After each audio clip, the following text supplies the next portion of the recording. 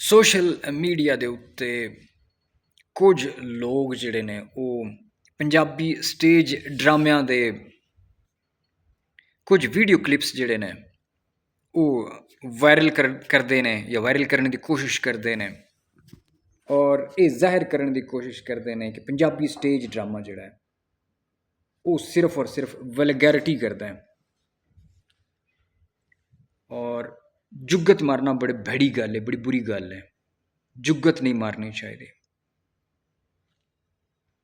ਔਰ ਕਿਆ ਤੁਹਾਡੇ ਇਲਮ ਦੇ ਵਿੱਚ ਹੈ ਕਿ ਜਿਹੜੇ ਜਿਤਨੇ ਵੀ ਡਰਾਮੇ ਜਾਂ ਕੰਟੈਂਟ ਜਾਂ ਜੋ ਵੀ ਚੀਜ਼ਾਂ ਹੁੰਦੀਆਂ ਨੇ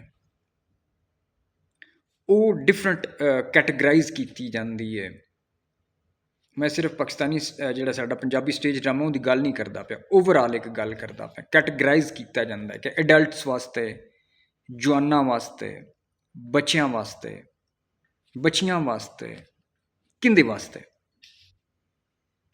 ਸਟੇਜ ਡਰਾਮਾ ਜਿਹੜਾ ਨੋ ਡਾਊਟ ਉਹ ਨਾ ਤਾਂ ਨਿੱਕਿਆਂ ਬੱਚਿਆਂ ਵਾਸਤੇ ਹੁੰਦਾ, ਅਗਰ ਬੱਚਿਆਂ ਵਾਸਤੇ ਹੋਵੇ ਤਾਂ ਡਿਫਰੈਂਟ ਹੁੰਦੇ ਨੇ, ਪੁਤਲੀ ਤਮਾਸ਼ੇ ਟਾਈਪ, ਪਪਟ ਸ਼ੋ ਜਾਂ ਇਸ ਤਰ੍ਹਾਂ ਦੇ।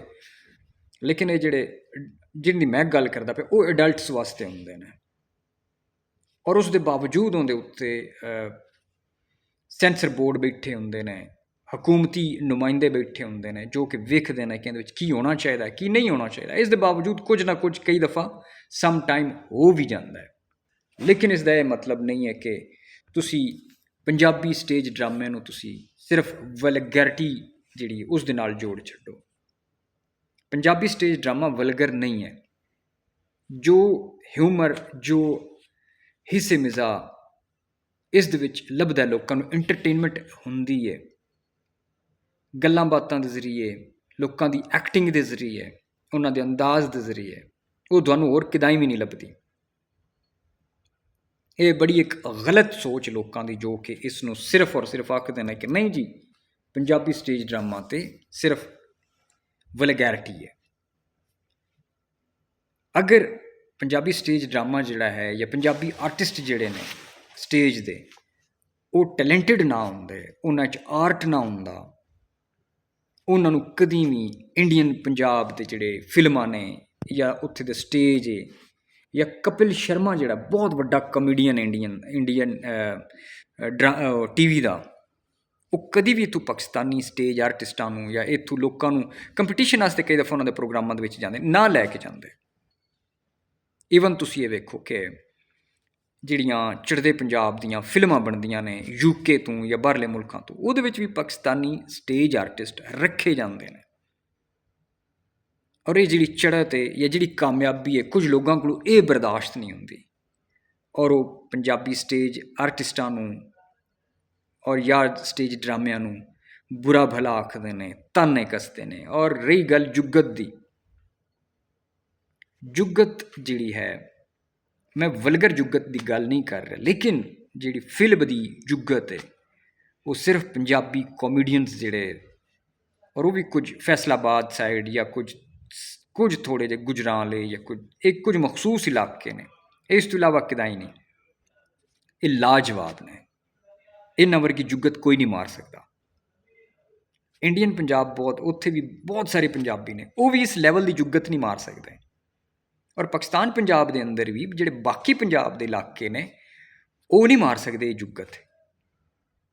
ਤੁਸੀਂ ਇਹ ਵੇਖੋ ਸਾਰੇ ਮਤਲਬ ਬਾਕੀ ਅਗਰ ਸਟੇਜ ਡਰਾਮਿਆਂ ਨੂੰ ਜਾਂ ਕਾਮੇਡੀ ਨੂੰ ਅਗਰ ਇੱਕ ਸਾਈਡ 'ਤੇ ਵੀ ਰੱਖ ਦਿੱਤਾ ਜਾਵੇ, ਇੱਕ ਸਿੰਗਲ ਇੱਕ ਆਰਟਿਸਟ ਜਾਨੀ ਹੈ, ਉਹ ਜਿਸ ਤਰੀਕੇ ਦੀ ਡਬਿੰਗ ਕਰਦਾ ਆਇਆ ਜਾਂ ਜਿਸ ਤਰੀਕੇ ਦਾ ਕਿਸ ਲੈਵਲ 'ਤੇ ਉਹ ਹੈ ਕਿ ਭਾਈ ਉਸਨੂੰ ਇੱਕ ਹਾਲਾਂਕਿ ਸਿੰਗਲ ਬੰਦਾ ਆਇਆ। ਬਾਕੀ ਜਿਹੜੇ ਲੈਜੈਂਡ ਪੰਜਾਬੀ ਦੂਜੇ ਨੇ ਕਾਮੇਡੀ ਆਰਟਿਸਟ ਜਿਹੜੇ ਨੇ ਉਹਨਾਂ ਦੀ ਤਾਂ ਮੈਂ ਗੱਲ ਹੀ ਨਹੀਂ ਕਰਦਾ। ਇਹਨਾਂ ਵਿਚਾਰਿਆਂ ਦੀ ਸਿਰਫ ਅਗਰ ਕੋਈ ਬੁਰੀ ਗੱਲ ਅਗਰ ਕੋਈ ਅਗਰ ਲੋਕਾਂ ਨੂੰ ਜ਼ੇਨ 'ਚ ਹੈ ਤਾਂ ਸਿਰਫ ਇਹ ਹੈ ਕਿ ਇਹਨਾਂ ਕੋਲ ਐਜੂਕੇਸ਼ਨ ਜ਼ਿਆਦਾ ਕੋਈ ਨਹੀਂ, ਤਾਲੀਮ ਇੰਨੀ ਕੋਈ ਨਹੀਂ, ਲੇਕਿਨ ਇਸ ਦੇ ਬਾਵਜੂਦ ਅੱਲਾਹ ਤਾਲਾ ਨੇ ਟੈਲੈਂਟ ਉਹਨਾਂ ਦੇ ਵਿੱਚ ਬਹੁਤ ਜ਼ਿਆਦਾ ਦਿੱਤਾ ਹੋਇਆ ਔਰ ਲੋਕ ਉਹਨਾਂ ਦੀ ਕਾਮੇਡੀ ਨੂੰ ਜਾਂ ਕਈ ਦਫਾ ਜਿਹੜੇ ਨੌਨ ਪੰਜਾਬੀ ਖਾਸ ਤੌਰ 'ਤੇ ਜਾਂ ਜਿਹੜੇ ਕੁਝ ਜਿਹੜੇ ਨੇ ਉਹ ਆਪਣੇ ਆਪ ਨੂੰ ਜਿਹੜੇ ਜ਼ਿਆਦਾ ਪੜ੍ਹਿਆ ਲਿਖਿਆ ਐਜੂਕੇਟਡ ਜਾਂ ਉਹਦੇ ਵਿੱਚ ਆਉਂਦੇ ਨੇ, ਉਹ ਇਹਨਾਂ ਨੂੰ ਅਕਸਰ ਬੁਰਾ ਭਲਾ ਕਹਿ ਰਹੇ ਹੁੰਦੇ ਨੇ। ਭਾਈ ਤੁਸੀਂ ਇਹਨਾਂ ਦੇ ਲੈਵਲ ਤੱਕ ਨਹੀਂ ਜਾ ਸਕਦੇ, ਤੁਹਾਡਾ ਲੈਵਲ ਬਹੁਤ ਥੱਲੇ। ਪੰਜਾਬੀ ਸਟੇਜ ਦੇ ਜਿਹੜੇ ਆਰਟਿਸਟ ਨੇ ਜਾਂ ਜਿਹੜੇ ਕਾਮੇਡੀਅਨਸ ਨੇ ਇਹਨਾਂ ਦਾ ਲੈਵਲ ਬਹੁਤ ਉੱਤੇ। ਹਾਂ, ਜਿਹੜੇ ਕੋਈ ਥਰਡਲੇ ਲੈਵਲ ਦੇ ਜਾਂ ਜਿਹੜੇ ਕੋਈ ਥਰਡ ਕਲਾਸ ਅਗਰ ਕੋਈ ਕੰਮ ਕਰ ਰਿਹਾ ਜਾਂ ਕੋਈ ਛੋਟੇ ਲੈਵਲ 'ਤੇ ਬਣਾ ਰਹੇ ਨੇ, ਮੈਂ ਉਹਨਾਂ ਦੀ ਗੱਲ ਨਹੀਂ ਕਰ ਰਿਹਾ, ਲੇਕਿਨ ਉਹ ਆਖਦੇ ਨੇ ਕਿ ਮੱਖੀ ਪੂਰਾ ਜਿਸਮ ਛੱਡ ਕੇ ਸਿਰਫ ਜ਼ਖਮ 'ਤੇ ਬੈਠਣਾ ਪਸੰਦ ਕਰਦੀ। ਅਤੇ ਕੁਝ ਲੋਕ ਜਿਹੜੇ ਨੇ ਉਹ ਸਟੇਜ ਡਰਾਮਿਆਂ ਦੇ ਵਿੱਚੋਂ ਜਾਂ ਪੰਜਾਬੀ ਆਰਟਿਸਟਾਂ ਦੇ ਵਿੱਚੋਂ ਸਿਰਫ ਉਹ ਚੀਜ਼ ਲੱਭ ਕੇ ਲੈ ਕੇ ਆਉਂਦੇ ਨੇ ਜਿਹਦੇ ਉੱਤੇ ਉਹ ਕ੍ਰਿਟੀਸਾਈਜ਼ ਕਰ ਸਕਣ। ਬਹਰਹਾਲ ਕ੍ਰਿਟੀਸਾਈਜ਼ ਵੀ ਉਹੀ ਲੋਕ ਹੁੰਦੇ ਨੇ ਜਿਨ੍ਹਾਂ ਦਾ ਕੋਈ ਹੁਨਰ ਹੁੰਦਾ ਹੈ, ਜਿਨ੍ਹਾਂ ਦੇ ਵਿੱਚ ਕੁਝ ਗਟਸ ਹੁੰਦੇ ਨੇ, ਸਕਿੱਲਸ ਹੁੰਦੀਆਂ ਨੇ। ਔਰ ਸਾਡੇ ਪੰਜਾਬੀ ਸਟੇਜ ਆਰਟਿਸਟ ਜਿਹੜੇ ਨੇ ਉਹਨਾਂ ਦੇ ਵਿੱਚ ਸਕਿੱਲਸ, ਇੱਕ ਗਟਸ ਮੌਜੂਦ ਹਨ ਕਿ ਲੋਕ ਉਹਨਾਂ ਦੇ ਉੱਤੇ ਬਹਿਸ ਕਰਦੇ ਨੇ, ਉਹਨਾਂ ਉੱਤੇ ਗੱਲਬਾਤ ਕਰਦੇ ਨੇ।